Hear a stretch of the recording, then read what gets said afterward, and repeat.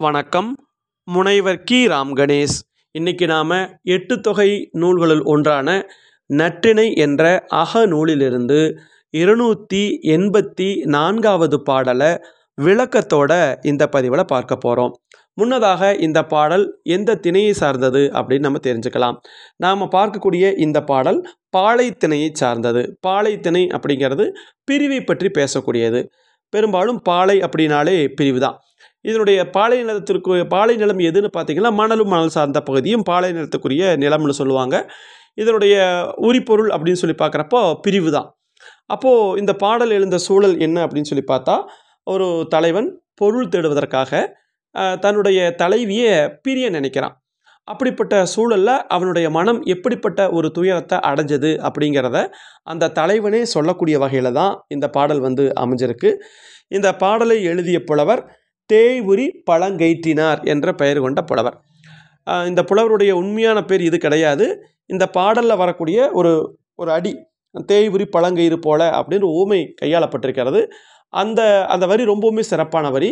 அந்த புலவருடைய உண்மையான பேர் தெரியாத காரணத்தினால அந்த சிறப்பான அந்த அடியவே அவருக்குரிய ஒரு பெயராக மாற்றி தேய்வுரி பழங்கயிற்றினார் அப்படின்னு சொல்லி குறிப்பிடுறாங்க.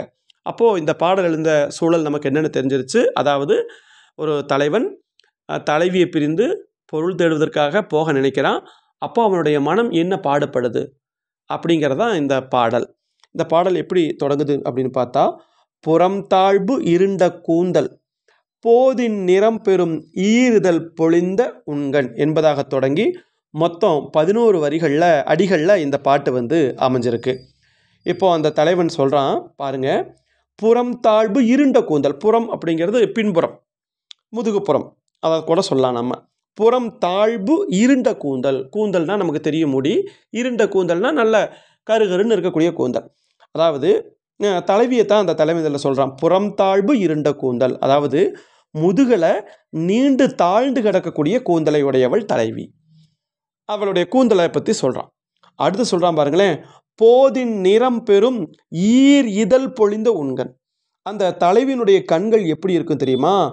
போதின் நிறம் பெறும். போது அப்படிங்கிறது இந்த இடத்துல நெய்தல் நில பூவை சொல்கிறாங்க. நெய்தல் பூ, அந்த நெய்தல் பூ மாதிரி ஆன கண்கள் உடையவள். அப்படிப்பட்ட கண்கள் உடையவள் இடத்துல உள்ளம் பிணிக்கொண்டோல், அவனுடைய மனசு போயிருச்சான். அந்த தலைவன் சொல்கிறான், முதுகலை நீண்டு தாழ்ந்து கிடக்கக்கூடிய கூந்தல் உடையவள், நெய்தல் மலர் போன்ற கண்களை உடையவள் தலைவி. அந்த தலைவி கிட்ட என்னுடைய உள்ளம் போயிருச்சு, என்னுடைய மனம் போயிருச்சு. அதனால் அந்த உள்ளம் தலைவியிடம் போய் அவளுடைய பிரிவு துன்பத்தை தீர்ப்போம்னு சொல்லுதான். அந்த உள்ளம் சொல்லுதான், உள்ளம் பிணிக்கொண்டோல்வ என் நெஞ்சம் செல்லல் தீர்க்கம் செல்வாம் என்னும். நம்ம போகலாம், ஏன்னா பிரிவு தலைவிக்கும் வருத்தத்தை தானே தரும். அப்போ மனம் என்ன சொல்லுது அப்படின்னா, தலைவியை பிரிய வேண்டாம். மனம் சொல்லுது, அவள் பிரிவு துன்பத்தை தீர்ப்போம் அப்படின்னு சொல்லி என்னுடைய மனம் சொல்லுகிறது. அதைத்தான் அந்த தலைவன் சொல்கிறான். எப்படி சொல்கிறான்? முதுகலை நீண்டு தாழ்ந்து கிடக்கக்கூடிய கூந்தலையுடையவள் தலைவி. அவளுடைய கண்கள் பார்த்தீங்க அப்படின்னா அந்த நெய்தல் பூ மாதிரி இருக்குமா. அப்படிப்பட்ட தலைவி இடத்துல என்னுடைய உள்ளம் போயிருச்சு, மனசு போயிருச்சு. அதனால் அந்த உள்ளம் என்ன சொல்லுது? அவளுடைய பிரிவு துன்பத்தை தீர்ப்போம்னு சொல்லும். ஆனால் செய்வினை முடியாது எவ்வம் செய்தல்.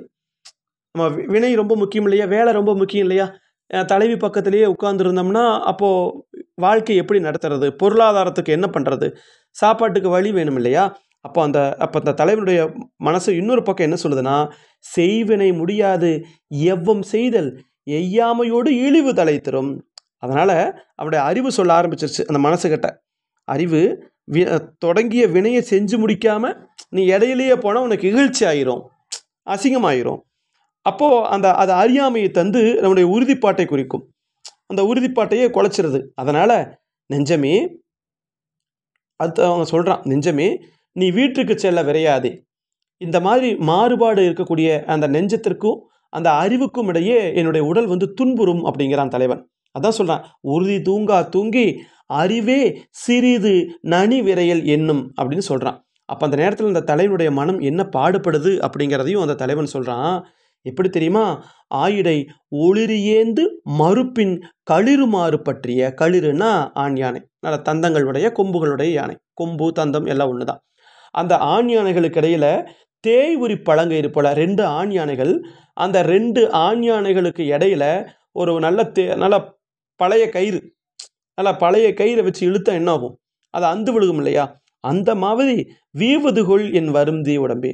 அந்த மாரி அந்த அ அ என்னுடைய மனமானது துன்பப்பட்டு, அப்படியே அந்த அப்படியே அந்த பழங்கயிறு 2 யானைகளுக்கு நடுவுல பழைய கயிறு சிக்குச்சுன்னா எப்படி பிஞ்சு போகுமோ, அந்த மாரி என்னுடைய உடல் வந்து துன்பப்படுகிறது. எனக்கு என்ன பண்றேன்னே தெரியல அப்படின்னு அந்த தலைவன் வந்து தன்னுடைய துயரத்தை வெளிப்படுத்துகிறார். அப்போ இந்த பாடல்ல நம்ம என்ன தெரிஞ்சுக்க வேண்டியது இருக்கு அப்படின்னா, தலைவனுடைய மனம் என்ன சொல்லுதுன்னா, தலைவி பக்கத்துல போயிரு. பிரிவ அவனால தாங்கிக்க முடியாது. உன்னாலே தாங்கிக்க முடியாது. அதனால மனமே நீ தலைவி கிட்ட போயிருன்னு மனசு சொல்லுது. அறிவு என்ன சொல்லுது? நீ போய் சம்பாரிக்க போகணும். அப்போ இப்போ இந்த இடத்துல 2மே யானை. அறிவுங்கிறத ஒரு யானையா சொல்றாங்க. அவனுடைய மனதை ஒரு யானையாக சொல்றாங்க. இந்த 2க்கு நடுவுல இவன் சிக்கிட்டு தவிக்கிறான் இல்லையா? அத வந்து ஒரு பழம் கயிறு அப்படிங்கிற ஒரு ஊமையால சொல்றாங்க. ஒரு ஒரு ஒப்புமை காட்டுறாங்க. அப்போ அந்த மாரி என்னுடைய மனமானது மிகப்பெரிய ஒரு துன்பத்தை அடைந்து விட்டது. நான் என்ன பண்ணுவேன்? எனக்கே ஒண்ணும் புரியலையே!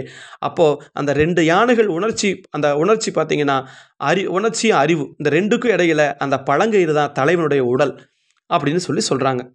அப்போ அந்த தலைவனுடைய பிரிவை தாங்கிக் கொள்ள முடியாத ஒரு சூழல்ல, தலைவன் வந்து பேசியது போல இந்த பாடல் அமைந்திருக்கிறது. இப்போ இந்த பாடலினுடைய பொருள மொத்தமா பார்க்கலாம். முதுகில் நீண்டு தாழ்ந்து கிடக்கக்கூடிய கூந்தலை உடையவள், நெய்தல் மலர் போன்ற கண்களை உடையவள் தலைவி. அவள்கிட்ட என்னுடைய உள்ளம் சென்று விட்டது. அதனால அந்த உள்ளம் என்ன சொல்லுது? தலைவியிடம் சென்று அவள் பிரிவு துன்பத்தை தீர்ப்போம் அப்படின்னு என்னுடைய மனம் சொல்லுது. ஆனால் என்னுடைய அறிவு என்ன சொல்லுது? ஒரு வேலைய தொடங்கிட்ட. ஒரு பக்கம் பிரிஞ்சு போனா தான் சம்பாரிக்க முடியும்.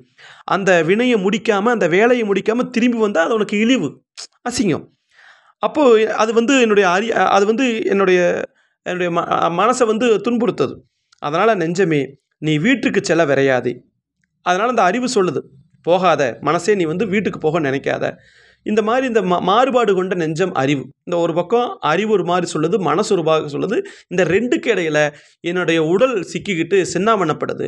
2 யானைகளுக்கு இடையில பழைய கயிறு இருந்தா அதனுடைய நிலைமை என்னவோ, அது மாரி என்னுடைய மனமானது மிகப்பெரிய துன்பத்தை அடைந்து விட்டது அப்படிங்கிற தன்னுடைய துயரத்தை தலைவன் இந்த பாடல்ல தெரிவிச்சிருக்கிறான்.